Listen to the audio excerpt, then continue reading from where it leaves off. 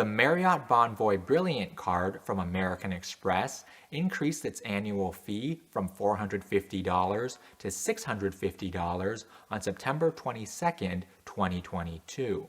In this video, I'll break down the other major changes that came to the card and tell you some things that you should think about when considering whether it's worth keeping the card. The first thing to consider is the $300 annual credit. Before September 22nd, this was a $300 Marriott credit that could be used all at once. Now it's a $25 monthly dining credit. For me, the monthly dining credit is a little bit worse because I have to remember to use it each month, and the card only earns 3 points on dining as opposed to 6 points with Marriott. Since I'm able to spend at least $300 with Marriott every year, that credit was much easier for me to use.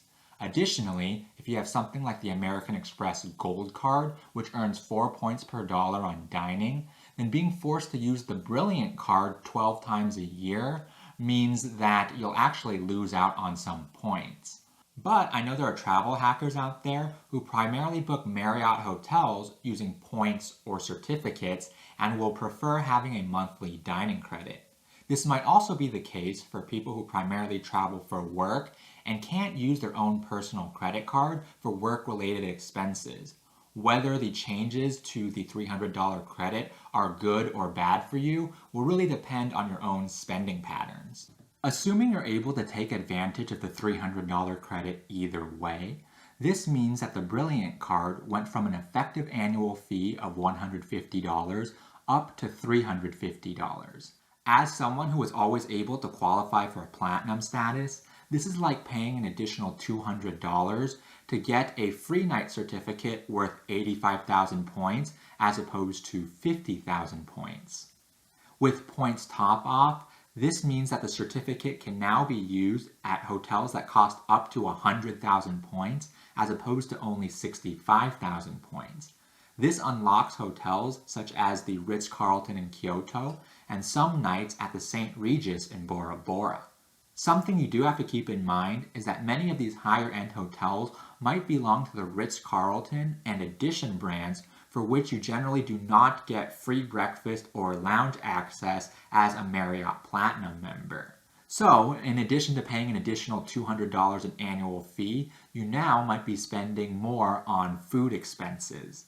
On paper, the 85,000 point certificate will unlock a lot of luxury, but you also might want to consider if this will actually end up pushing you to spend more money on your vacation than you would have otherwise.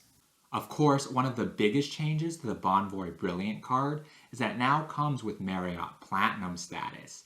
This gives you things like 4 p.m. late checkout, lounge access, free breakfast, and more bonus points than you would have gotten with Gold status that was included with the previous version of this credit card.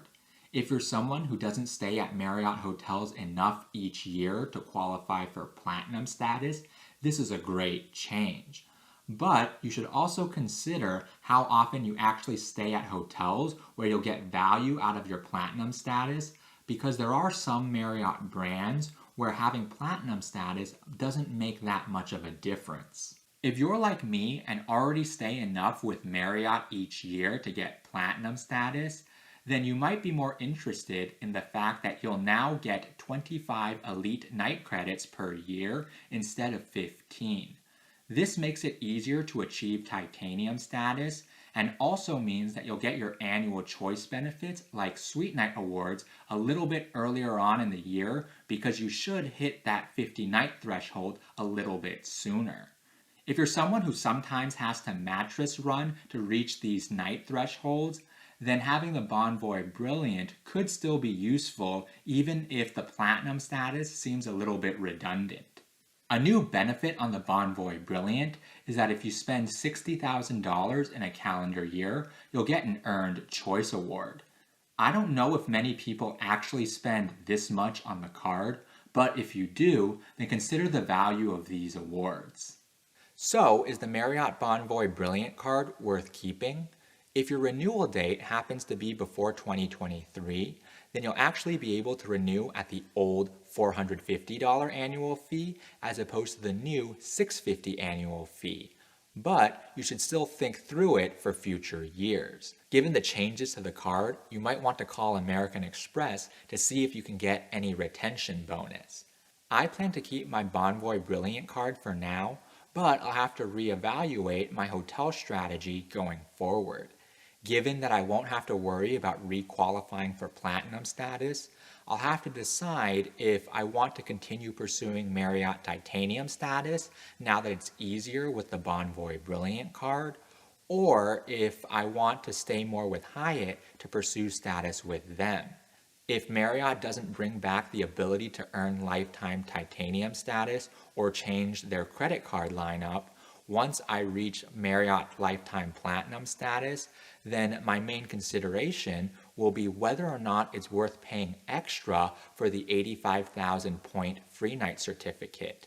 I might decide to try to upgrade my Marriott credit card with Chase to the Ritz-Carlton credit card, which also now has an 85,000 point free night certificate.